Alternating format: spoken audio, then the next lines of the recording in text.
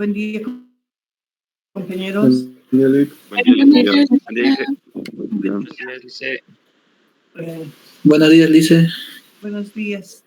Bueno, esto de las dos salas a mí me complica, pero bueno, ni modo, hay que hacerlo así.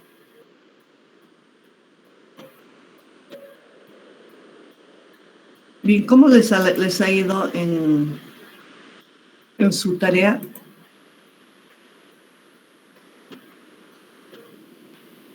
¿Cómo les ha ido en la tarea? Moroso, licenciada, la parte de contar hasta el 300. Sí, sé que es moroso. Se los dije, ¿no? No es tan fácil. Pero considero importante que pasen ustedes por ese trabajito para que no quede dudas de cómo se llega a hacer la combinación de los diferentes caracteres en la combinación de los distintos sistemas, de los diferentes sistemas numéricos, ¿no? Entonces, bueno, ustedes deben tener... Oye, así que vamos a repasar violentamente los temas. ¿En qué consiste el problema del Y2K? ¿Quién quiere opinar?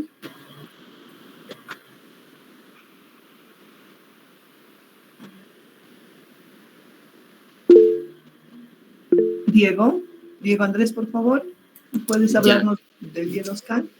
Sí, licenciada. El Y2K es un problema, en sí como el nombre lo indica, es el problema del año 2000. Así en síntesis podríamos decir que era un error que se iba a producir, ya que en la mayoría de programas, se diría, que se había armado y sistemas, se había abreviado la fecha de el año en sí. Por ejemplo, si debíamos escribir en 1997, se los escribía en 97. Esto porque se pensaba que estos programas y sistemas no iban a durar tanto. Entonces, cuando llegó el año 2000, varios sistemas empezaron a tener este error y empezaron a contar de nuevo desde 1990, y es ahí donde surge el problema. Y ya. Bueno, en realidad no comenzaron a trabajar de esa forma. A ver, antes de aclarar, Yara, por favor. Presente, licenciado. ¿Quiere responder la pregunta? ¿Puede responder la primera o la segunda? No, el Y2K. Seguimos con el Y2K. El problema de Y2K también es conocido como el efecto 2000. Esto nos remonta al año 1999. Eran inicios de la digitalización. En 1999 era el fin de un ciclo.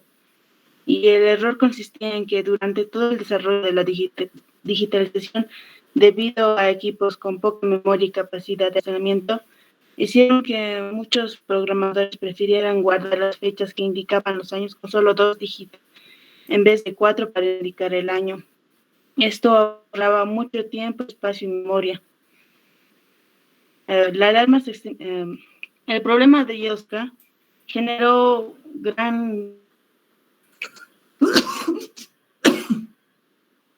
al suponer que por que el sistema alcance es el límite que tenía sobre los años en el año 2000, las computadoras y demás sistemas informáticos marcarían el año 00 sin tener en cuenta el cambio del siglo, por lo que a efectos informáticos el 1 de enero de 2000 sería el 1 de enero de 1900. Esto provocaría fallos en sistemas informáticos que había en estos entonces. Pero cuando llegó el momento donde sucedió la falla, no pasó a mayores. A esas veces la gente, más que todo, pensaba que iba a llegar el fin del mundo y todo eso, pero no resultó ser tan alarmante y llegó a ser algo misterioso, algo que a uno le parece interesante. Y sí hubo pérdida de datos y eso también nos muestra la dependencia que tenemos hacia la tecnología. Muy bien. La ampliación ha estado adecuada. Uno más. Aquí, Valdivia. No, a ver. Es Phoebe, Lisa, Phoebe Valentina. Bueno, si podría añadir algo aparte de lo que ya dijeron mis compañeras anteriormente. Está bien, gracias. Es que la CIA, de hecho, tuvo un rol en todo este problema y que han alertado a todos los países. Intentaron hablar más que todo con los países europeos, ya que ellos igualmente estaban avanzados en esto. Sin embargo, lo tomaron como un problema de menor gravedad, siendo Estados Unidos el principal, por así decirlo, actor en todo esto. Y también las soluciones que se brindaron en esa época o que se pensaban realizar antes de que llegara el año 2000 eran 4. La reingeniería, que constaba en la renovación de las empresas, en una forma casi totalmente, aunque no era factible, ya que en la época en la que decidieron avanzar en esto, pues ya era demasiado tarde. Reemplazo, haciendo un reemplazo total también, solamente que en vez de añadir un paquete integrado, como en el caso de la reingeniería, han decidido emplear sus propios sistemas. También tenemos la reprogramación, que también emplea la lógica de la anterior, solamente que se crea de nuevo un código sin tomar en cuenta el anterior, aunque manteniendo las mismas funciones. Y la reparación, que de hecho este fue el que se aplicó haciendo únicamente un cambio en la expansión de fechas, que como mencionaron, en vez de ser únicamente los últimos 2 dígitos, se tomaron los 4. Eso sería, Lisa. Muy bien. Bien, todo lo que han dicho tiene una aseveración relativa. ¿Qué significa? Que no es absoluta. Lo que sí es cierto es que este problema surgió a causa de que, como bien lo han explicado, en lugar de utilizar 4 dígitos para el año, se utilizaba 2. En lugar de poner 1999, 99. Entonces, para ir cambiando de año, 99 más 1 iba a ser 100. Como se toman solo dos dígitos, lo que iba a suceder iba a ser que la fecha iba a ser como que volvamos al año 0. Ese problema podía ocasionar tremendas catástrofes a nivel mundial. Pago de intereses a favor o en contra de la banca, pero desmesurados, personas que estaban recién naciendo iban a aparecer como fallecidas o personas fallecidas como vivas. Pero bueno, afortunadamente los científicos en Estados Unidos principalmente se dieron cuenta de este problema y propusieron diferentes alternativas de solución. Entre ellas, hacer una reingeniería. De hecho, en esa época ha sido donde la reingeniería ha tomado mayor vigor, ¿no? O sea, la ingeniería de software ya venía la ingeniería de software, pero la reingeniería de los procesos, cambiar los procesos, cambiar códigos, en algunos casos hacer sistemas paralelos para evitar ese problema. Ahora, ¿en qué nos afecta como IN 112? Que nosotros vamos a analizar el almacenamiento de datos en la computadora. Entonces, es importante que podamos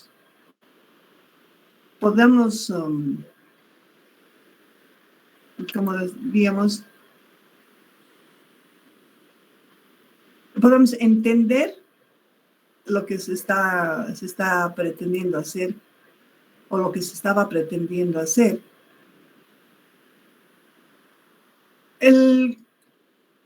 La mentalidad de un programador de los inicios de la computación, pues realmente era muy distinta a la que tenemos ahora. La memoria era lo más valioso.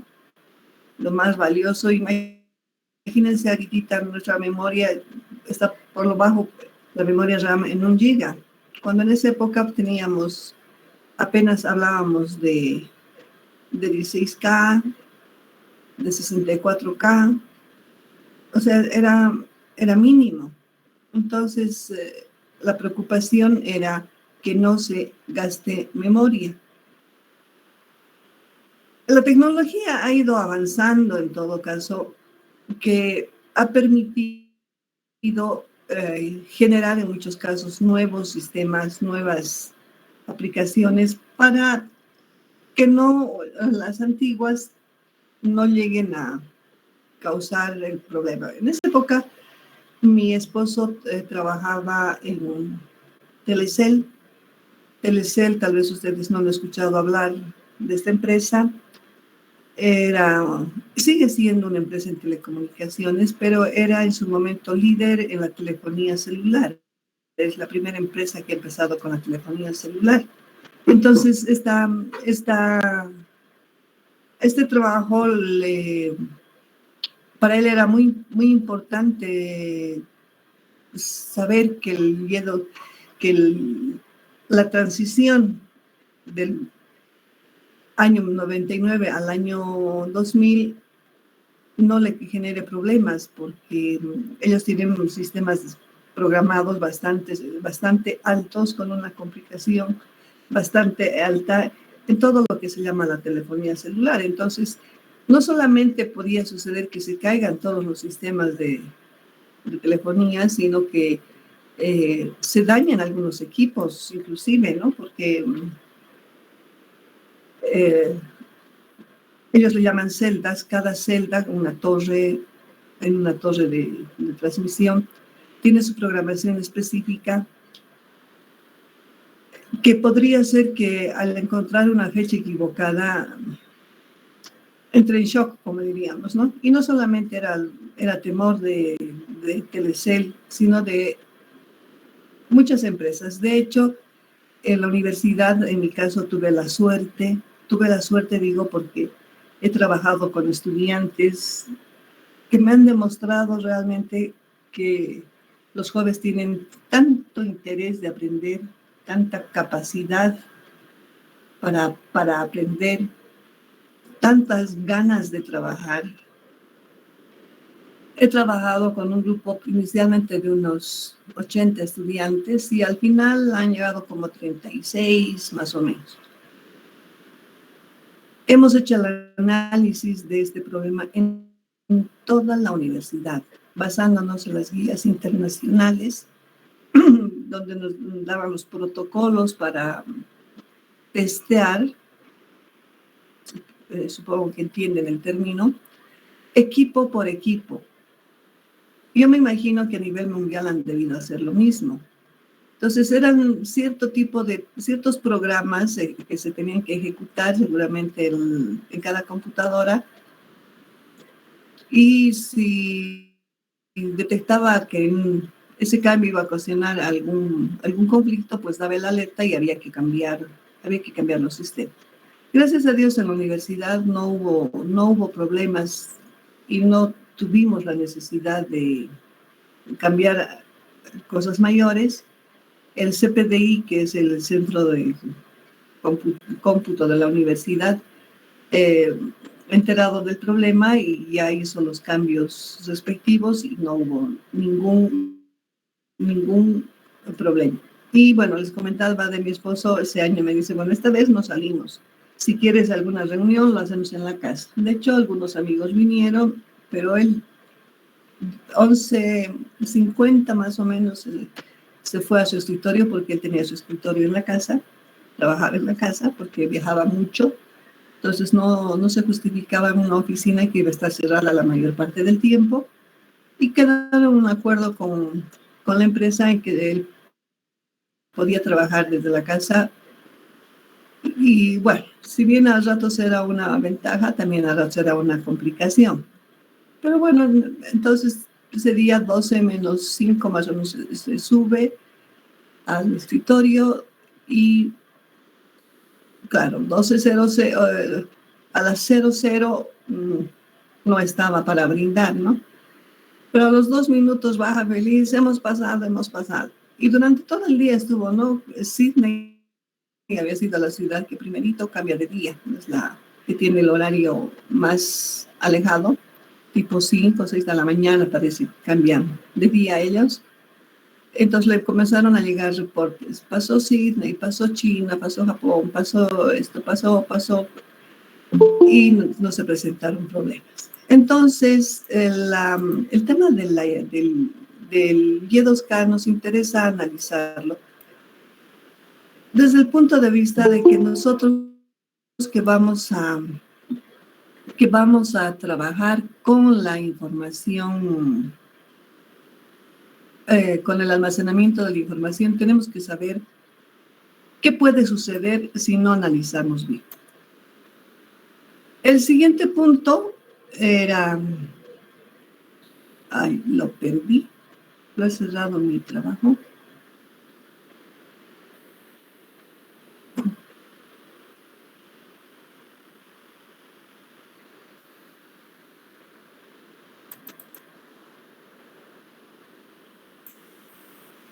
El siguiente punto era crisis de software.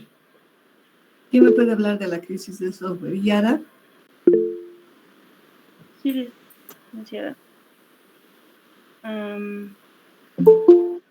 A principios de los años 70 se empezaron a crear software con alto presupuesto financiero, pero con muchas deficiencias y con un largo proceso de desarrollo, pérdidas monetarias a las compañías que lo adquirían, y no solo eso, también ocasionaron desgracias a lo largo de la historia. Como por ejemplo en 1986 un avión se estrelló por culpa de un software incompleto.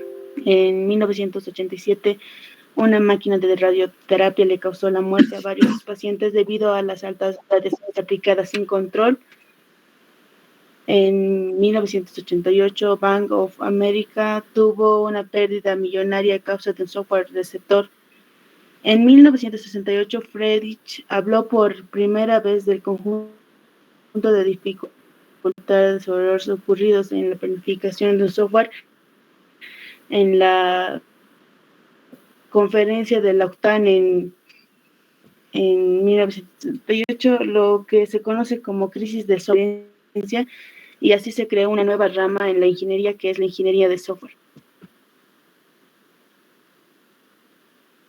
Ya. ¿Alguien más? Luis Alejandro. Buenos días, licenciada. La crisis del software, las causas eran la pobre implementación de los procesos poco organizados, su diseño, la carencia de planificación en los proyectos, trabajar con mucha informalidad en las aplicaciones y el incremento muy veloz de la tecnología en la década de los 70. Ya, esas son las causas, los efectos. Los efectos, como dijo mi compañera, podían traer consecuencias en muchos sistemas. Se caracteriza por la funcionalidad incorrecta, el uso y mantenimiento muy exigente, no satisface la demanda, baja del software. Perfecto. Bien, en lo que han hablado los compañeros, la compañera Yara habló prácticamente de los efectos y el compañero, perdón, me he trabado, Alejandro habló de las causas. Voy a complementar un poquito en esto también. A un principio, en la generación inicial de las computadoras, que también era parte de su práctica, las computadoras no no eran como son ahora, ¿no? La programación era muy complicada. Si ustedes buscan en inicios de la computadora, digamos, chistes, que hay bastante bonitos, interesantes, muestran a personas con los cabellos parados, los ojos son así como redonditos, como que dibujan a los loquitos, frente a la computadora, otros jalándose los cabellos. Yo tenía un chiste, por ejemplo, bastante divertido, haciendo una parodia de lo que era la computación. Ahí la persona jalándose los cabellos de no saber cómo hacer su programa y de pronto aparece un gatito y pisa las teclas y ¡pum!, le sale la instrucción que estaba buscando. Pero ¿por qué sucede eso? Lamentablemente, las personas somos demasiado informales, somos desordenadas, me incluyo. Igual yo como ustedes, confiamos en nuestra mente, me voy a acordar y después, ¿qué era? ¿Cómo era? No nos podemos dar ese tipo de lujos como informáticos. Entonces, el vertiginoso desarrollo de la tecnología a causa de estos problemas que ocasionaban mucha pérdida de tiempo en un principio, se ha preocupado de mejorar la tecnología. Han aparecido los primeros computadores, seguían siendo lentos, han ido mejorando, mayor capacidad, han ido mejorando, que están muy grandes, entonces la miniaturización, hasta llegar a lo que tenemos ahora, grandes capacidades de pronto en una computadora que podemos guardarla en una mano, ¿no? No precisamente un celular o una tablet, ¿no?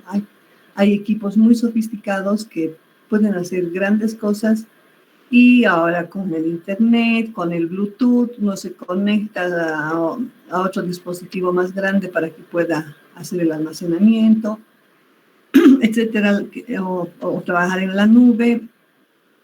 Entonces, ¿qué ha sucedido? Cuando ha empezado a desarrollarse el hardware, la gente estaba preocupada del hardware, no se preocupaba del software. Y comenzaron los problemas.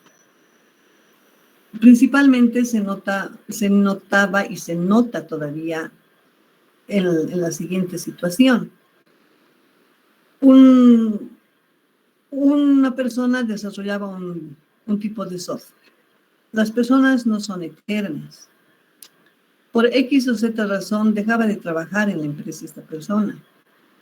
Entonces venía otra, y a mí me ha sucedido así bien crudamente. Cuando entré a trabajar al centro de cálculo de la UNSA, era un problema un poco político-administrativo, digamos, ¿no? La carrera reclamaba que nosotros deberíamos ser los que dirigíamos el centro de cálculo, con toda razón, ¿no? Computadores. Y los de ingeniería también reclamaban eso, porque además el centro de cálculo nació como parte de la ingeniería en el Obelisco. Y bueno, como informática es un área nueva respecto a la ingeniería, pues en un principio se creó ahí y estaba ahí. Cuando informática se fue independizando del departamento de matemáticas, porque nosotros hemos nacido como parte del departamento de matemáticas, comenzamos a independizarnos, a tener mayor fuerza, mayor cuerpo, porque también teníamos ya más estudiantes. Cuando yo ingresé a la carrera no pasábamos de 50 estudiantes, ¿se imaginan? Entonces, por resolución del Consejo Universitario, el centro de cálculo pasa a depender de la carrera de informática. Entonces tuve la suerte, digo yo, porque creo que me ha ayudado mucho en mi carrera profesional, tuve la suerte de que me designan jefe del centro de cálculo. Yo era changuita, 23 años, 23, 24. No sabía ni qué hacer. Yo le decía al jefe de carrera, que era el ingeniero Magín Subieta, ¿y qué voy a hacer? ¿Cómo voy a hacer? ¿Qué tengo que hacer como jefe? Bueno, Nancy, no te preocupes, todo se aprende en el camino, me decía. Bueno, mis subalternos, todos eran mayores que yo, hasta la secretaria, que era la menor de todas. Pero eso no fue lo peor fue que yo llegué como analista. En ese tiempo los cargos se clasificaban en analista programador, transcriptor. Era otro nivel de trabajo, ¿no? Entonces yo llegué como analista en el máximo nivel de rango de cargo, que sería equivalente ahorita a un gerente de proyecto. El jefe, el ingeniero Gutiérrez, recuerdo bien, sacó vacaciones. Yo entré a presentarme y me dice, un gusto, permiso, me estoy saliendo. Salió y nunca más volvió. Nunca más volvió a la oficina. O sea, no me entregó nada, no me explicó nada. Yo tuve que adivinar, hablar con el personal, preguntar al uno al otro qué tenía que hacer. Y bueno, también venía el recelo, ¿no? Me miraban, ¿y esta qué hace aquí? Es la menor de todos y nos va a venir aquí a querer mandar. Y no me querían dar la información. Bueno, pasado ese problema, que como digo, era el menor de todos, el enfrentarme como jefe con nuevas personas,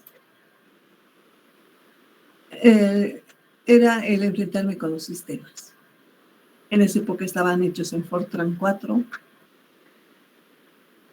y para cada proceso había que cambiar algunas cosas. Estaban escritos en tarjetas perforadas. Entonces había que cambiar en algunas partes las tarjetas. El operador de la computadora, porque en esa época tenía que haber una persona encargada del funcionamiento del computador. Era un equipo que tenía, 1, 2, 3, yo digo roperos, ¿ya? Como 4 roperos, más anchos que los roperos normales. Digamos que del mismo alto, digamos que del mismo tamaño, pero sí más anchos todos. Y la CPU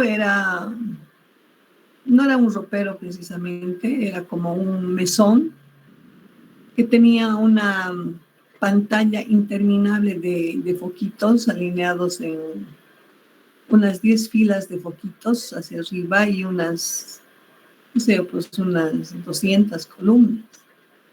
Era como un mesón de unos, 1,5 metros por lo menos, donde ahí ese era el procesador, así de grande.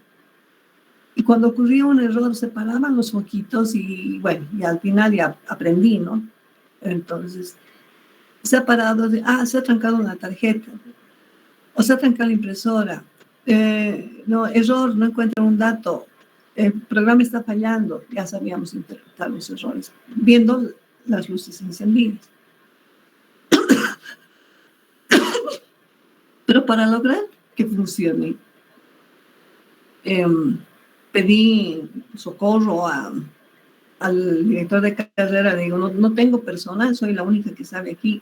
Habían 13 personas aparte de mí, pero ninguna era del área, ninguna era informática. Había contadores, habían secretarios de transcriptores, que era como una profesión específica en ese momento.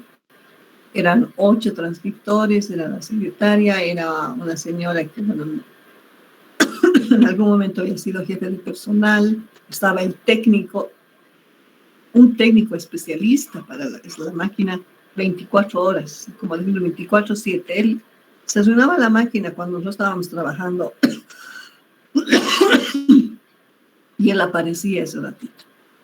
O sea, era la forma de trabajar, porque era tan lenta la computadora que cualquier proceso nos llevaba horas, ¿no? Y los procesos más largos, perdón, los procesos más largos eran cuando hacíamos planilla de haberes.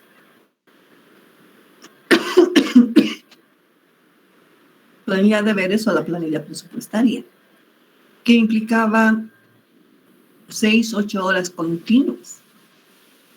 Y no podíamos interrumpir. Entonces, ¿qué hacía el operador de computación? Junto con un auxiliar que ahora todavía sigue trabajando en la carrera. Ay, me atrapó en algo. Tal vez en algún momento lo van a conocer o ya lo han conocido, quizás Don Félix, en la SIN 1. Junto con él trabajaban en el funcionamiento del equipo, que no se podía interrumpir, entonces tenían que quedarse hasta terminar. Y lo más óptimo era comenzar temprano y que termine hasta las 6 de la tarde el proceso. Pero lo divertido era que en época de invierno había que ponerle estufita a la computadora para que caliente y pueda encender. Y en época de verano teníamos que encender extractores de aire, ventiladores, abrir las ventanas, cerrar las cortinas. Y era una locura de caliente. Pero bueno, entonces don Félix se iba a las 5 de la mañana para encender la estufa, cosa de que a las 8 que llegábamos a trabajar, ya la máquina esté calentita y pueda comenzar a trabajar. Comenzaba a trabajar, hacíamos el trabajo, a veces nos quedábamos, inclusive yo me quedaba hasta la 1, 2, 3 de la mañana, mi esposo iba a recogerme. No, más de una vez se ha quedado sentado, dormido en una silla y esperando que yo termine de trabajar. Ese tipo de problemas ha ocasionado que, la tecnología avance, ¿no? Pero el software se ha quedado y la programación era tan desorganizada que se ha dado lugar mucho al uso del go-to, que significa ir a.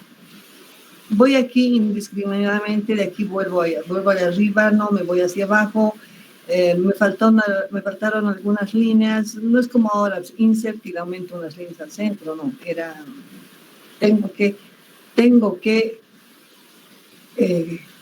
hacer algo para lograr terminar esto que me faltaba y era la opción más fácil, go to, número de línea le poníamos como un enlazador y volvía y seguía trabajando. Ese tipo de programación se le más adelante, y no hace tanto tiempo, se le ha denominado la programación espagueti, porque vaya a, hacía que el seguimiento de la lógica de un programa sea tan complicado y le poníamos líneas, ¿no? Con la flechadora. Vaya a una línea, desde arriba hacia abajo, con una flechita que estaba yendo hacia abajo. 2 líneas más abajo, vaya a, entonces otra flechita, digamos que más abajo. Desde de ahí abajo, vaya a, otra vez arriba, y de ahí otra vez abajo, que al centro. Una maraña de líneas y se le ha llamado la programación de espagueti.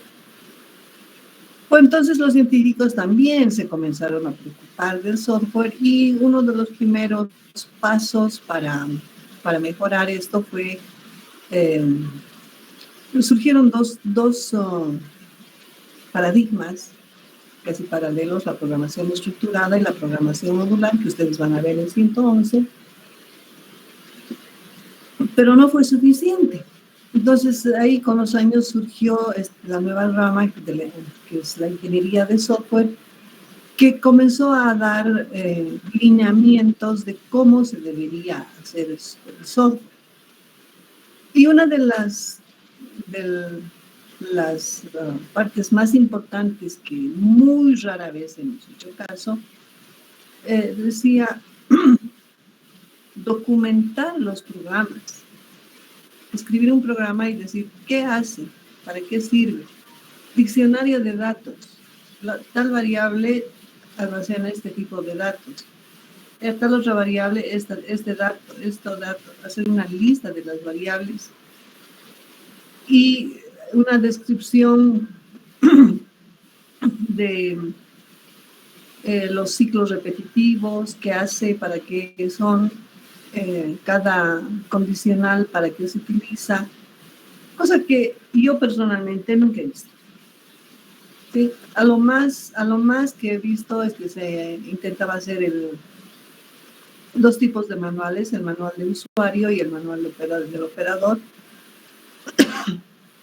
El de usuario donde decía tiene que entrar por aquí, apretar tal tecla, poner los datos de esta manera, hacer funcionar de esta manera, si quiere cambiar esto puede hacerlo así.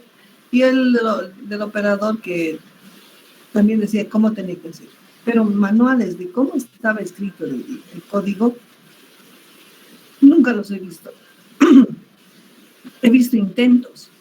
Yo misma he intentado, pero nos da flojera. Entonces, ¿eso qué ha ocasionado? Que el problema del software se vuelva en un problema tan álgido para las empresas que costaba demasiado,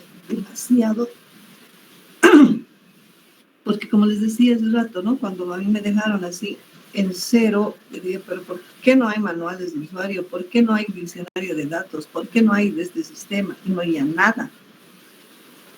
Entonces, ¿qué ha sucedido? Que era demasiado tiempo invertido en revisar lo que había hecho antes y muchas cosas ya con la ayuda de una persona que me mandó, el ingeniero, director de la carrera, para que trabaje conmigo, sí, de la carrera también, era una compañera que era prácticamente de mi mismo nivel. Comenzamos a hacer el trabajo de reconstrucción de muchos módulos, tratar de modularizar, porque ese sistema estaba hecho con la programación Spaghetti, nada que ver con la programación modular. Entonces hemos logrado, pero eso no solo ha pasado aquí, no solo me ha pasado a mí, les ha pasado a muchas personas y todavía sigue pasando. Entonces, la crisis del software ha surgido por el vertiginoso desarrollo del hardware, la poca importancia que se le dio al software inicialmente. Ahora se trata de mejorar. Hay muchos paradigmas, hay metodologías de desarrollo de sistemas, las metodologías ágiles, hay otras metodologías mucho más grandes que ayudan al desarrollador de sistemas para que pueda hacer un producto de mejor calidad, no solo en el rendimiento, en conseguir objetivos, sino en el mantenimiento. ¿Qué es el mantenimiento? Todos hablamos a veces, voy a llevar a mi computadora que le haga mantenimiento, voy a llevar mi papá ha llevado el auto a hacer mantenimiento, o mi papá está haciendo el mantenimiento de unos equipos en su empresa, qué sé yo, ¿no? Diferentes elementos, diferentes tipos de equipos que necesitan mantenimiento. ¿Qué significa mantenimiento? Mantener al equipo en buen estado de funcionamiento. Pues el software también hay que mantenerlo en buen estado de funcionamiento. ¿Qué problemas pueden haber con el software para que no haya buen funcionamiento? Por ejemplo, cambiar títulos. Algo tan simple, tan sencillo. Actualmente se tiene ya formas de cambiar el título, actualizar el título, digamos, la fecha. ¿Por qué? Porque podemos extraer del sistema la fecha y ponerle la fecha actual. Antes no había eso, había que poner qué fecha es hoy y cambiarle la fecha para que todo salga con esa fecha. El dólar, ¿en qué cambio está? En tal cambio. Ya, igual que ayer se queda. No, ha cambiado, hay que actualizar. Ahora todo esto viene por internet, entonces facilitan. el Banco Central cada día saca su, bueno, no recuerdo ahorita el nombre, cómo se llama, pero saca su tabla de valores, ¿no? El cambio del dólar, el valor de la UFB, igual que, bueno, antes daba los valores económicos en los noticiosos, ahora ni eso dan, se han dedicado a la crónica colorada, ¿no? Y a la chacota, lamentablemente, tengo que decirlo, eso es lo que a mí me parece. Nos daban los parámetros económicos en cuanto estaba el dólar, el tipo de cambio, el valor de la UFB, que es un valor que indirectamente se puede decir que hasta tiene más peso que el cambio del dólar, porque es el índice que nos cobran si uno tiene alguna mora en un banco. Mantenimiento de valor se aplica a la UFB y la UFB no baja, siempre sube. Bueno, entonces ese tipo de cambios hay que hacer en un sistema. O simple como, por ejemplo, lo que está pasando ahorita y va a pasar en unos días otra vez en la carrera. Cuando entré yo, pues había que cambiar el nombre del director, que el sello, que mi correo, que el teléfono, cambiar las cuentas a nombre mío. Yo estoy terminando mi gestión esta semana y la siguiente semana ya va a entrar otro director y tienen que hacer lo mismo con el director, cambiar los activos. Estaban a nombre del anterior director, los han cambiado a mi nombre, ahora hay que cambiar al siguiente nombre. Lo mismo en el software, hay que ir actualizando. Tanto que antes esto era mucho más grave que ahora. El mantener un software en buen estado de funcionamiento era mucho más caro. No solo duplicaba, a veces hasta quintuplicaba el costo de desarrollo del software. Ahora el desarrollo de software con todos este tipo de sistemas ya enlatados, al decir enlatados, quiero decir que son sistemas de evaluación de proyectos. Ya uno entra y dice, este me sirve, sí, porque aquí voy a poner el nombre de mi proyecto, los participantes, las actividades, los tiempos, y pum, rapidito me sale mi diagrama PERT, por ejemplo, ¿no? Y listo, no necesito más. Entonces, se puede. Ahora el procesamiento ha mejorado mucho, pero todavía sigue la crisis de software. No la hemos logrado vencer, porque hay elementos como, por ejemplo, uno puede hacer un sistema para un determinado equipo, empieza a trabajar con ese sistema y aparecen nuevas aplicaciones, aparecen nuevas cosas, con nuevas versiones, y resulta que mi sistema, que yo lo había hecho tan bonito, he cumplido todos los pasos de la ingeniería del software, funcionaba súper bien, ya no entré en mi equipo. ¿Por qué? Porque mi equipo ha quedado desactualizado. Entonces, ¿qué tengo que hacer? Actualizar mi equipo, hacerle un upgrade o lo que tenga que hacer para que siga funcionando. Lo hago, pongo mi sistema y ya no funciona. Entonces, tengo que cambiar algunos comandos del sistema. ¿Para qué? Para que se adapte a las nuevas aplicaciones que hay, ¿no? Yo hablaba el otro día, por ejemplo, en la carrera con la secretaria y me dice, ¿qué hacemos con mi equipo? Dicen, está muy lento. Necesitas un nuevo equipo. ¿Qué podemos hacer? Le dice. Las secretarias actualmente, si bien no utilizan la velocidad de procesamiento que tienen las computadoras, no utilizan la capacidad de almacenamiento de RAM que nos brinda la computadora, tal vez lo que más utilizan es el disco, el almacenamiento en disco duro, pero ¿qué utilizan? Más aún ahora con el tema de la virtualidad. Surgió una nueva plataforma de de conferencias virtuales. Llega una invitación a la carrera para una conferencia virtual en, qué sé yo, no hablaremos de lo conocido, Classroom, Meet, el Zoom, no sé, Teams, por ejemplo, ¿no? Que no maneja la U, que ahora están viendo, tal vez nos tenemos que cambiar al Teams. ¿Por qué? Porque el Meet nos está dando algunos problemas, porque Google está poniendo algunas restricciones, quizás con el objetivo de ir cobrando. Era todo libre, ahora está poniendo restricciones, como digo, tal vez para cobrar posteriormente, para habilitarnos esta aplicación. El Webex. Me llega un día una invitación para el Webex y yo no tengo Webex. Ya había que instalar. Para instalar había que bajar un parche, en otras palabras, del internet para que mi computadora se pueda instalar este famoso Webex. Y lo tengo ahí instalado y nunca más lo he usado. Una sola vez.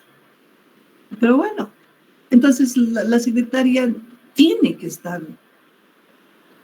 actualizado su equipo porque le va a llegar información por cualquier medio, por cualquier aplicación nueva, moderna, que requiere configuraciones avanzadas del computador. Pero todo eso hace nomás su mella en el software. Entonces no ha pasado totalmente la crisis del software. Hemos mejorado mucho, pero como sigue el software dependiendo muy directamente de las personas, día a día, en el momento a momento, empresas que cada instante tienen que estar haciendo correr sus sistemas de administración, que puede ser administración de personal, administración financiera, en una clínica, administración de medicamentos, inventarios, administración de pacientes, historias clínicas de los pacientes, tanta cosa que hay, que está constantemente funcionando el sistema. O nosotros mismos, ¿no? Vamos a un banco y quiero pagar la luz y dice, no, ahorita no puede pagar la luz porque se ha caído el sistema. Claro, ¿será culpa de la empresa esa o será culpa de la empresa de luz? No sabemos. O será excusa, porque la verdad que también alguna vez les he dicho a algunas empresas, no, es que eso no puede ser el sistema. A ver, señorita o joven, discúlpeme, yo soy informática, yo hago esas cosas y sí, se puede, y si ustedes no lo están haciendo, es una de dos. O no saben hacerlo, o no quieren hacerlo en este momento. Pero no me venga con que eso no se puede. ¿No? Como informáticos sabemos ciertas cosas y no vamos a dejar que nos tomen el pelo tan fácilmente. Bien, entonces con esta me he explayado. Me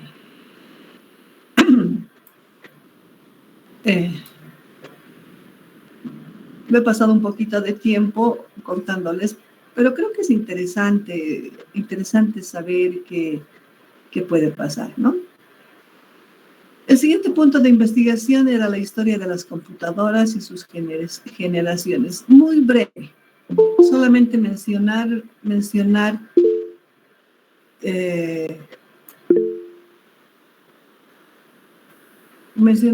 las generaciones. Ya daremos paso a otra persona si quieres, si no, te cedo la palabra a ti. ¿Quién quiere hablar sobre la historia de las computadoras?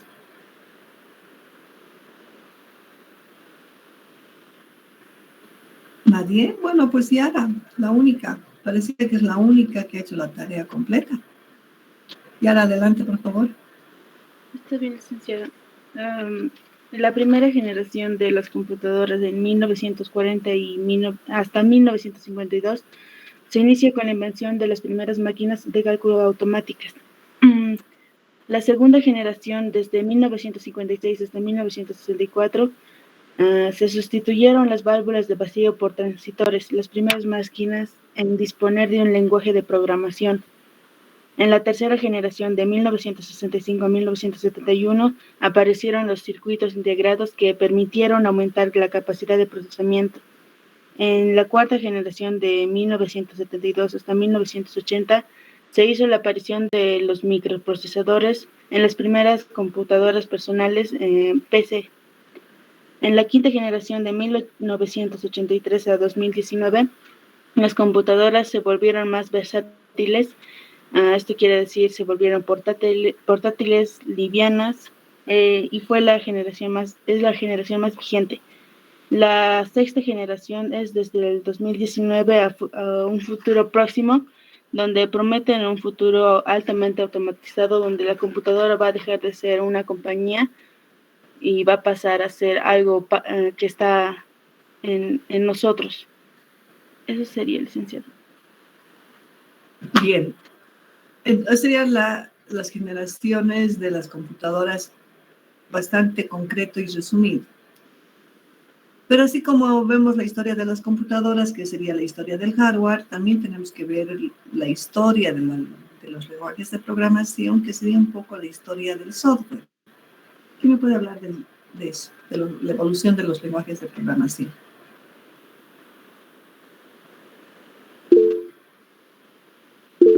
Carolina, adelante. Sí, la programación, a principios de los 50 se creó la notación simbólica, que se denominaba assembler, utilizando una serie de abreviaturas. Perdón, no se escucha bien. Si tienes algún conflicto ahí en tu hogar, por favor, tienes todo el permiso para resolverlo.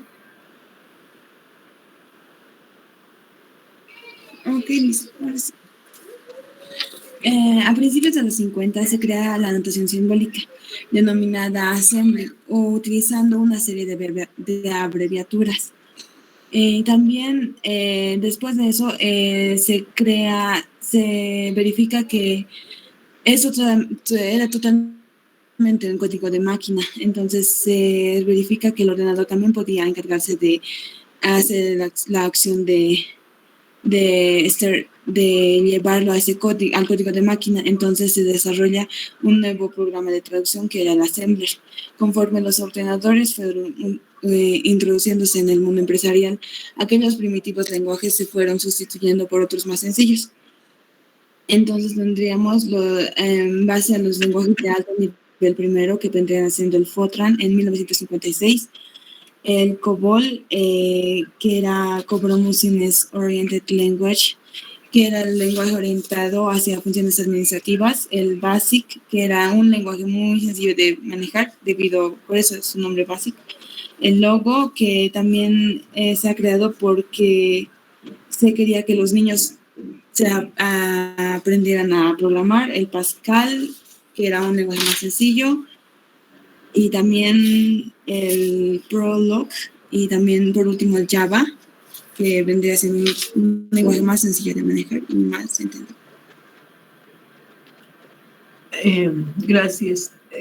Sí, inicialmente, como han debido leer para hacer esta investigación, en sus diferentes puntos, la programación se hacía con unos teclados y cableado, ¿no? Entonces, yo quiero que aquí haya un 1, entonces tenía que encender esa celda o ese poquito, ese chip, o no era chip, ¿no? Era un poquito. Y creo que aquí venga un 0, lo apagaba. Entonces, ustedes saben que en la computadora solamente puede haber unos y ceros. O sea, encendido, que sería 1, apagado, que sería 0. Ese tipo de codificación de los programas era demasiado lento, moroso, fueron avanzando, se creó en realidad ese es el lenguaje de máquina, ¿no? El que está en unos y ceros. Luego viene el assembler, que se llama el lenguaje ensamblador, que cada equipo tiene su propio lenguaje ensamblador. Al menos antes era mucho más drástico, porque cada creador de computadora pues creaba su computadora a su necesidad, a su capacidad, le ponía las cosas que quería, que necesitaban, Y después hacer en ese equipo otro tipo de aplicación era bastante complicado porque no estaba diseñado para eso. Y había el problema de la transportabilidad, ¿no? Yo no podía hacer un programa en una máquina y llevarla a otra porque ya no funcionaba. Ese era otro problema de la crisis del software, por si acaso, ¿no? La transportabilidad. Entonces, se fue también mejorando los lenguajes de programación, surgieron lenguajes como el Fortran, que estaba orientado a cálculos matemáticos, el COBOL, que estaba orientado a sistemas de administración de datos en las empresas, podrían ser inventarios, podrían ser en bancos, ese tipo de sistemas netamente administrativos. El BASIC, que era el más sencillo, el más fácil de trabajar, pero el que más problemas trajo con ese tema de la programación espagueti que les comentaba hace rato. Fueron evolucionando, salieron lenguajes como el Lisp, el Prolog, el Logo, que eran, algunos se siguen utilizando de estos lenguajes, que son lenguajes netamente funcionales, que quiere decir orientado a funciones, y algunos de estos, el Logo, porque era orientado a que los niños puedan jugar en la computadora, ¿no? Había un jueguito, el de la tortuga, por ejemplo, ¿no? Pero era complicado hacer ese tipo de cosas para los niños. Ahora es tan fácil hacer jueguitos no solo para los niños, ¿no? Los jóvenes, adultos, todo el mundo juega, creo, ¿no? En la computadora o en el celular.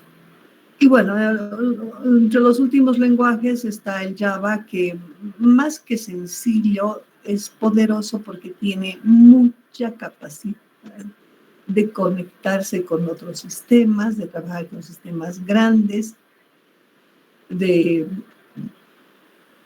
hacer la programación orientada a objetos, que hace rato les decía, ¿no? La programación estructurada, la programación modular, en medio hasta llegar a la programación orientada a objetos, que como que se ha quedado con eso. Existen otros paradigmas: programación orientada a servicios, programación orientada a aspectos, programación orientada a funciones, ¿no? Diferentes tipos de formas de programar. El Java ha sido uno de los pioneros en la programación orientada a objetos. En cambio, el Python, por ejemplo, es programación funcional. ¿Se puede hacer lo mismo? Sí, se puede. En cualquier lenguaje que tú utilices vas a poder hacer lo que necesites hacer. Pero para ya los que conocen los diferentes lenguajes, se logran identificar, y ya se puede identificar qué tipo de lenguaje es más adecuado para una determinada aplicación. Por ejemplo, a ver, qué sé yo, en el Python automáticamente me define las variables como enteras, y si no lo sé manejar, puedo tener conflictos con los resultados porque todo me va a salir en entero, habiendo problemas de truncamiento, ni siquiera de redondeo, de truncamiento. ¿Cuál es la diferencia? El redondeo es pensar, si es del 5,05, aumento 1 y hacia arriba, y si es hacia abajo, me quedo con, no es que resto, sino me quedo con la parte entera directamente. El truncamiento es, si yo tengo 8.2, 8.9, 8.99, aunque sea, lo que me va a dejar la computadora es 8. Entonces el error se agranda, ¿no? Con el redondeo un poco que se equilibra entre lo que sube hacia arriba y entre lo que se queda hacia abajo. Pero en el truncamiento todo va hacia abajo, entonces el error es más grande. Ese es otro tema que vamos a ver en el curso. Entonces, dependiendo de lo que nosotros queramos hacer, vamos a poder escoger el tipo de lenguaje que queremos utilizar.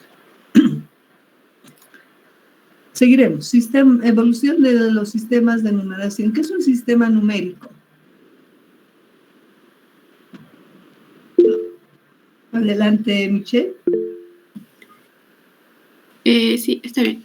Bueno, un sistema numérico tiene como objetivo dar representación a los datos numéricos y cantidades mediante un número de conjunto de símbolos y reglas en específico. Estos sistemas numéricos se caracterizan principalmente por tener una base en específico y esta base es el número de símbolos que el sistema utiliza. Además, también recalcar que hay sistemas numéricos posicionales y no posicionales.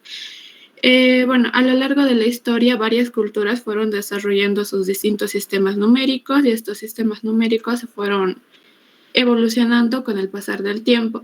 Algunos que yo puse fue, por ejemplo, el egipcio, que contaba con un sistema numérico en base 10, el babilónico, que se considera este sistema como el primer sistema de numeración posicional. Bueno, los babilónicos usaban un sistema en base sexagesimal, el sistema maya que utilizaba un sistema en vigesimal, y luego la numeración arábica, que es el sistema numérico que nosotros utilizamos actualmente. Muy bien, me encantó el resumen muy completo. Luis Fernando, ¿quería complementar algo? Sí, licenciada. Bueno, los sistemas numéricos también se nos podría ver como un salto muy grande para la humanidad, porque como se puede ver, los sistemas numéricos van mejorando procesualmente. Primero han sido del 0 al 10, o sea, del 1 al 9, o sea, han ido captando más cantidades poco a poco según aumentaban su forma de concatenar o de almacenar sus datos, cada civilización y cada cultura. Entonces, se podría ver también de este modo que los sistemas numéricos son muy importantes tanto para la tecnología como para la historia, como la escritura. Así es. Muy bien, no tengo nada más que añadir, creo que lo más importante está dicho. Bueno, aquí dice dibujar el esquema básico de un computador y sus componentes internos básicos. Les he compartido ya mi pizarra, entonces voy a dibujar qué es lo que yo esperaba en este punto. Si han hecho otra cosa, no importa, no se preocupen, estamos aclarando a qué me refería. ¿Ya? Dice esquema básico del computador y sus componentes internos básicos principales. Bueno, normalmente teníamos este tipo de esquema. Van a disculpar un poco el tema de las líneas, no soy muy buena para hacer líneas. Y bueno, el tipo de dispositivo que tengo para hacer esto tampoco me permite hacer trazos bien rectos, porque creo que les mostré el otro día, ¿no? Mi pizarrita tiene como como un cuadriculado de poquitos, que es lo que capta seguramente la información que estoy plasmando en la pizarrita, y eso hace que las líneas un poco se distorsionen. Ay, y peor todavía que yo, que soy chueca para los dibujos, ¿no? O para las líneas, no soy buena. Bueno, ¿reconocen este diagrama? Ojo que ahorita no los estoy viendo, ¿ya? No los estoy viendo, porque estoy viendo la pizarra y no puedo verlos a ustedes. Así que si alguien quiere decir algo, no solamente levanta la mano, sino tiene que abrir su micrófono, por favor. ¿Reconocen este sistema? ¿Qué tengo que poner aquí? Entrada de datos. Solo Okay, entrada, perfecto. Proceso. Salida y aquí abajo. Retroalimentación o feedback. Este es el esquema básico de tratamiento de la información, que no solamente nos sirve a los informáticos, ¿no? En distintas áreas hay se aplica este esquema, ¿no? Por ejemplo, en comunicación, emisor, medio, receptor, y siempre hay la retroalimentación, ¿no? Emisor, qué sé yo, el canal 9, el canal 11, el canal 2, pero su estudio, donde están ellos emitiendo. Medio, el procesamiento de esa información lo están transmitiendo por televisión, o de repente por radio, de repente algunos canales creo que tienen radio más, de repente ambos simultáneamente, y el receptor, que seríamos nosotros que estamos escuchando, viendo programas de ese canal, ¿no? Ahora, este sistema básico, voy a borrarlo nomás, aquí lo que necesite.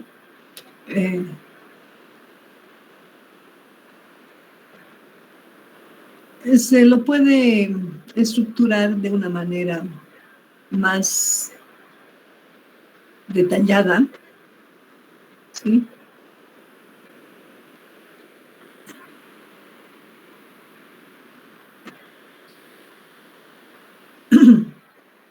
Más detallada voy a dibujar un...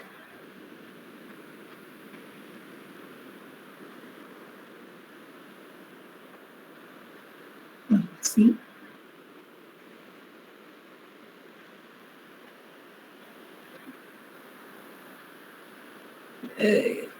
Esta es la CPU.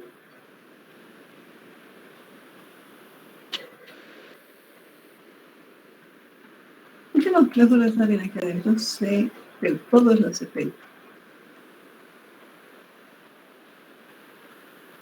Pero la CPU tiene 3 componentes básicos elementales.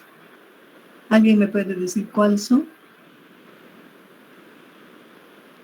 ¿Y la memoria RAM? La memoria RAM, ¿qué más? ¿Disco duro? No. El procesador. El procesador, que se llama...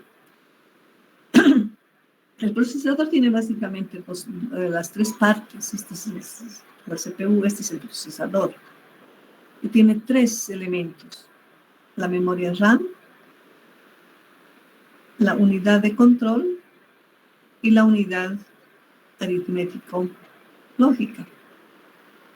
En inglés, bueno, RAM, UC y ALU, ¿no? Luego tenemos lo que decía el compañero, el disco duro. Cada vez vamos a poner disco duro. Suena más bonito ponerle memoria secundaria, ¿no? Memoria secundaria.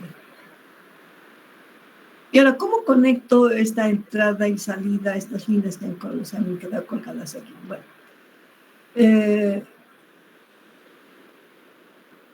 igual va a haber la retroalimentación. Igual hay la retroalimentación.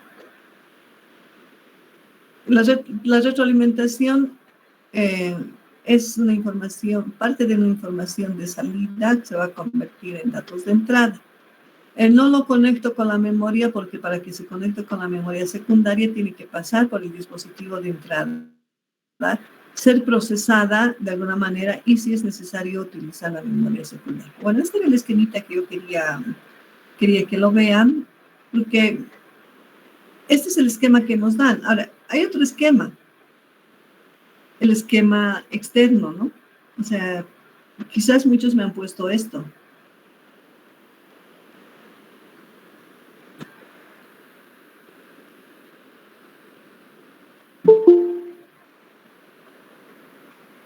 No los estoy viendo y si es alguien que quiere entrar,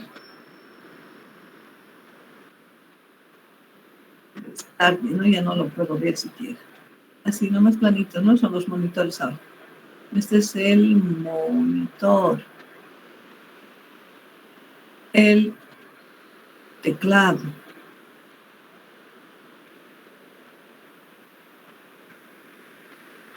con sus diferentes cajitas.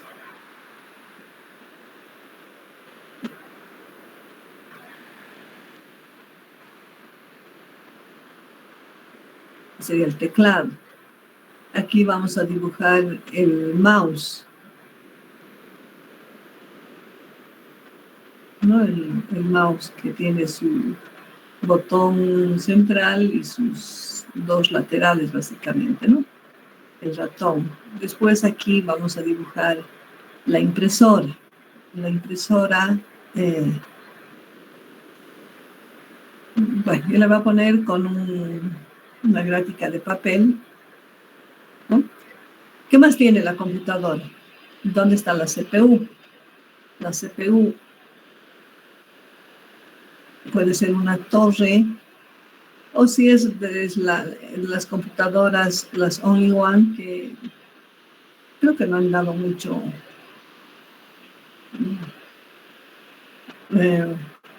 beneficio, mucho uso, pero no sé, existen, ¿no? Las Only One, donde aquí dentro del monitor está todo. Está la CPU, está la ranura para el disco duro encostadito generalmente. Y si no, aquí viene el case, que puede tener su ranura para insertar el CD. Tiene aquí sus ranuritas para poner los USBs. Y generalmente lo demás está tapado porque ese es el sector donde está el disco.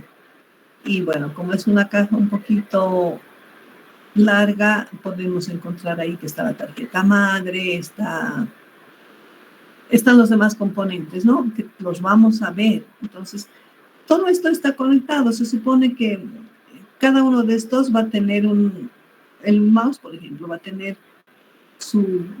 a no ser que sea inalámbrico, va a tener su cablecito que se va a conectar a la parte trasera del CPU. Y también se tiene que conectar al monitor, ¿no?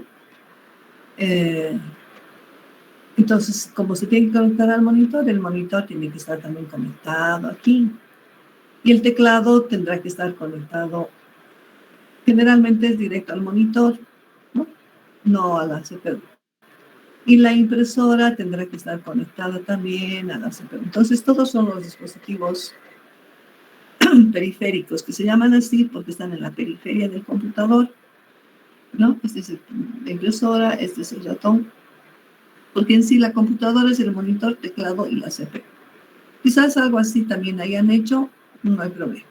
De todas maneras, no importa que tengamos cualquiera de los dos esquemas, lo que vamos a estudiar en la última parte en este curso es las exposiciones. Y sigo soñando con las exposiciones, ojalá lo logremos. Es esto, ¿no? ¿Qué es la RAM? ¿Cómo se usa? ¿Qué tipos de RAM hay? ¿Qué es el controlador, el microprocesador? ¿Cuáles son las partes del microprocesador? ¿Qué es la memoria secundaria? ¿Cómo se utiliza? ¿Cómo se formatea? Etcétera, etcétera. ¿Cuáles son los dispositivos periféricos de entrada, de salida, de comunicación, etcétera? ¿Ya? Bien, lo que se refiere a los sistemas numéricos posicionales y no posicionales, yo ya lo hablé en la clase anterior, ¿no? Habíamos mencionado de que depende de la posición que tenga para saber el valor que va a tener. Teorema fundamental de la numeración, lo voy a pasar porque lo vamos a ver después. Siguiente pregunta. ¿Cuál es el sistema de numeración que se utiliza en la computadora y por qué? No sé, alguien ha levantado su mano, que no lo veo. Así que, a ver, no los estoy viendo. Por favor, abre el micrófono directamente. Está bien, licenciada. Utiliza el sistema binario porque es mucho más fácil de hacer operaciones. Es una manera, de hacerlo fácil, de esa manera que con un sistema numérico compuesto que tenga más dígitos. Ya. Ya, pero él está bien, utiliza el sistema binario, pero el por qué no es porque sea más sencillo. De hecho, nos complica más a nosotros hacer si bien parece 1 más 0, 1, 0 más 0, 0, tiene más complicaciones. A ver, alguien más, a ver, ¿quién está pidiendo la palabra? Hable nomás, por favor.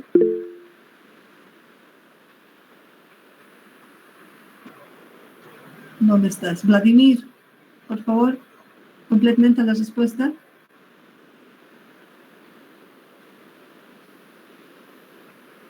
Bueno, levantó la mano por error. ¿Por qué es el binario? Porque no puede almacenar más que encendido y apagado. No puede almacenar más que presencia de información o ausencia de información. No puede almacenar otra cosa que no sea eso. Y por eso el sistema que utiliza la computadora es el sistema binario. ¿Ya?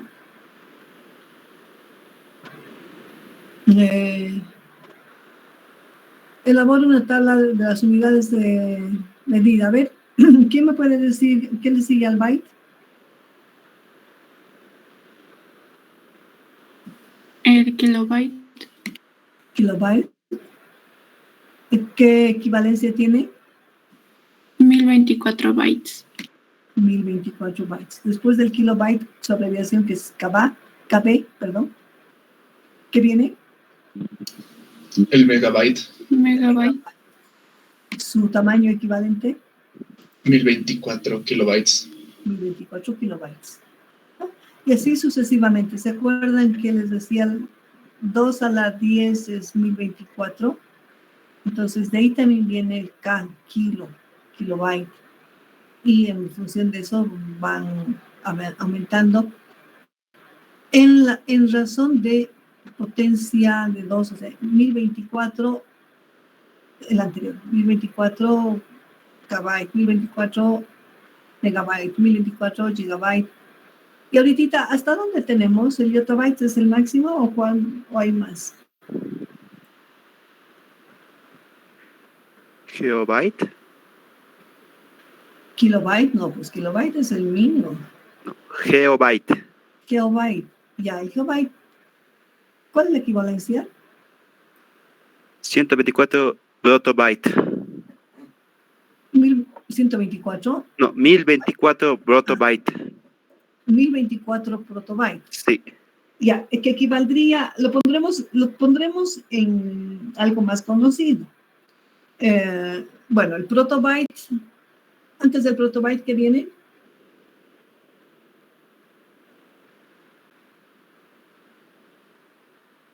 Antes del protobyte, compañero. Yottabyte. Yottabyte, o sea, del yottabyte tengo 2 más. Ya, y si yo quisiera obtener una equivalencia del yottabyte, del protobyte, del geobyte, en relación a kilobytes o a megabytes, ¿cómo sería? Porque si yo digo, por ejemplo, ¿no? El protobyte es 1024 yottabytes. Y el yottabyte es 1024, ¿cuál es el anterior? El zettabyte, ¿no es cierto? Bueno, entonces voy a ir subiendo y va a haber un momento en que yo llegue al kilobyte. Y puedo ir bajando otra vez en el sentido de decir, bueno, entonces el megabyte lo represento en kilobyte, el gigabyte lo represento en kilobyte y todo lo represento en kilobyte. Y si no estoy mal, el yottabyte está entre 1024 a la 16 o a la 15 kilobytes. Entonces es un número inmensamente grande. Y seguramente va a seguir apareciendo, así como van apareciendo más unidades de medida de la memoria, porque cada vez la memoria es más grande la que se otorga al usuario para diferentes aplicaciones. Se necesita simplificarla y no poner, por ejemplo, 1024 a la 17 para representar que sea otro tipo de medida, ¿no? Como el yottabyte, el protobyte, el gigabyte. Entonces,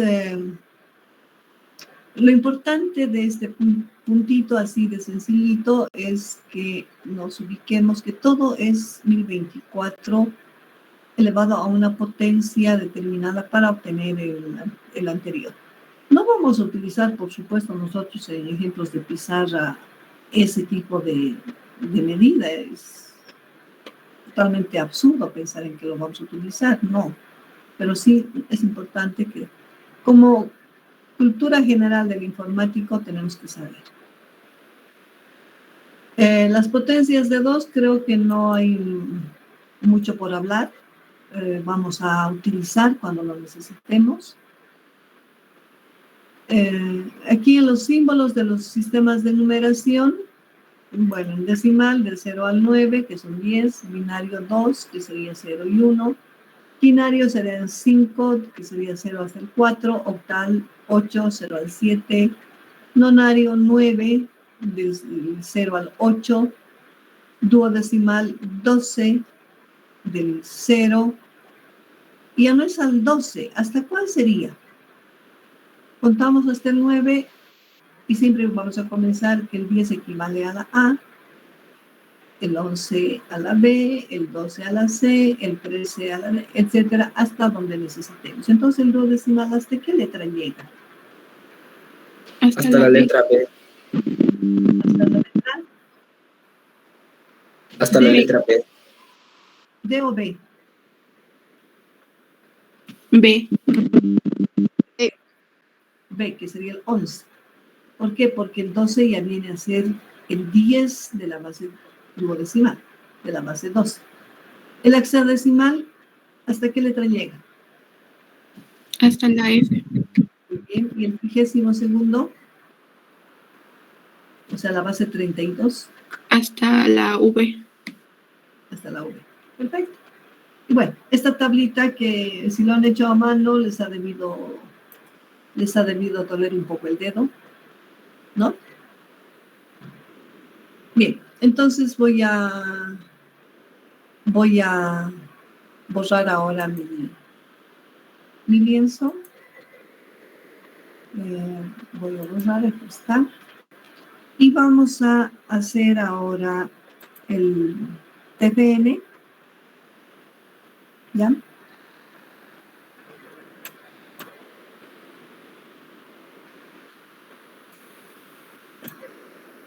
Entonces, comenzamos. Ahora sí comenzamos. Podríamos decir que comenzamos a escribir sistemas numéricos. Nuestro título, sistemas numéricos.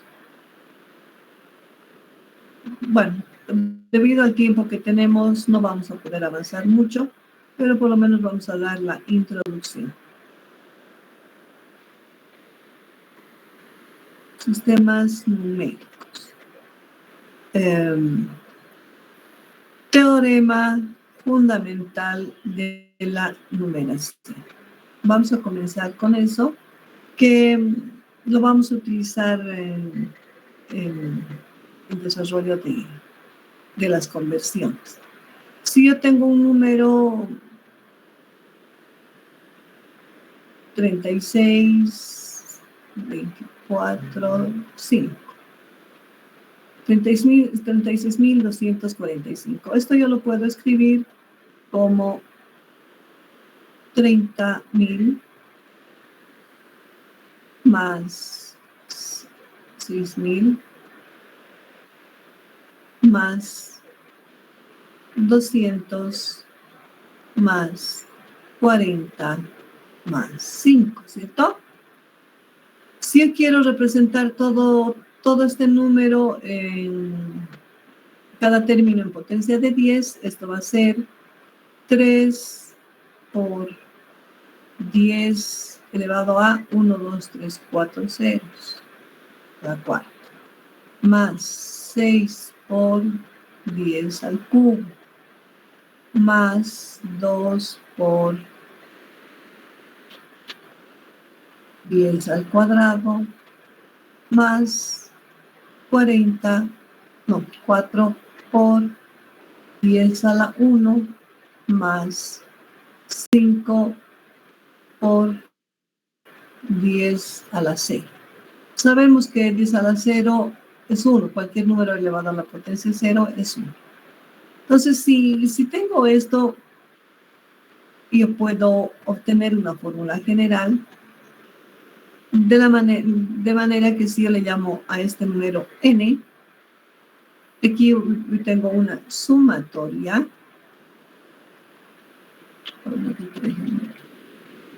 Más abajo. N es igual a una sumatoria. A este le vamos a llamar dígito i, que está multiplicado. En este caso, 10 le vamos a llamar la base. ¿Ya? La base. Y la potencia tiene que estar en función a este i. ¿Ya? Vamos a ver cómo va. Este i podemos hacer empezar en 0. O podemos hacer empezar en 1. Porque este es el dígito 1, el dígito 2, el dígito 3, el dígito 4, el dígito 5. O, como decía, en 0, potencia 1, hasta potencia 4. ¿Qué relación hay entonces entre este índice y esta potencia? Que este índice es superior a esta potencia en 1. Si yo empiezo en 0, tendré que poner desde 0 hasta la cantidad de dígitos menos 1. Y si empiezo en 1, aquí tengo que restar. Entonces, ¿cuántos dígitos tenemos? No sabemos. Entonces, vamos a decir tenemos X dígitos. ¿Sí? Y vamos a ir desde el dígito 1 hasta el dígito X. Dígito I por B a la I menos 1. Entonces, para el caso que tenemos de ejemplo, tenemos 5 dígitos. X va a ser 5 y va a ir desde 1. Entonces, desde el dígito 1 por la base, que sería 10, 1 menos 1, 0. Entonces, estamos aquí, dígito 1 por 10 a la 5.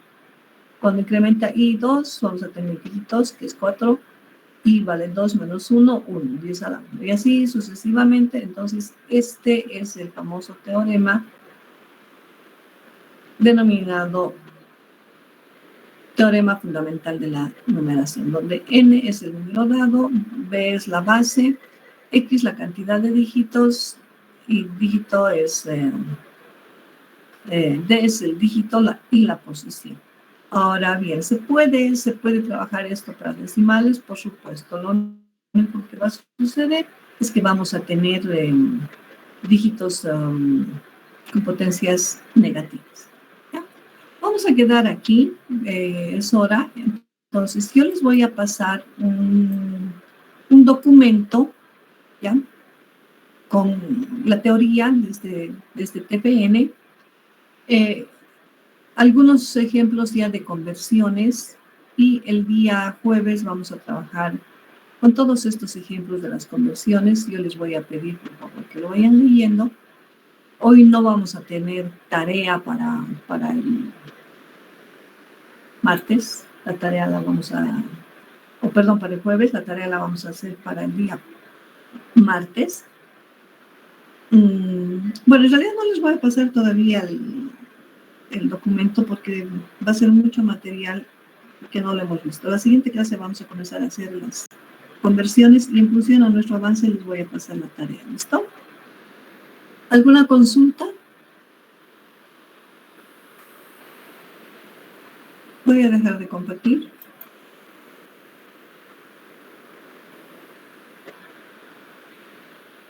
¿Alguna consulta, compañeros?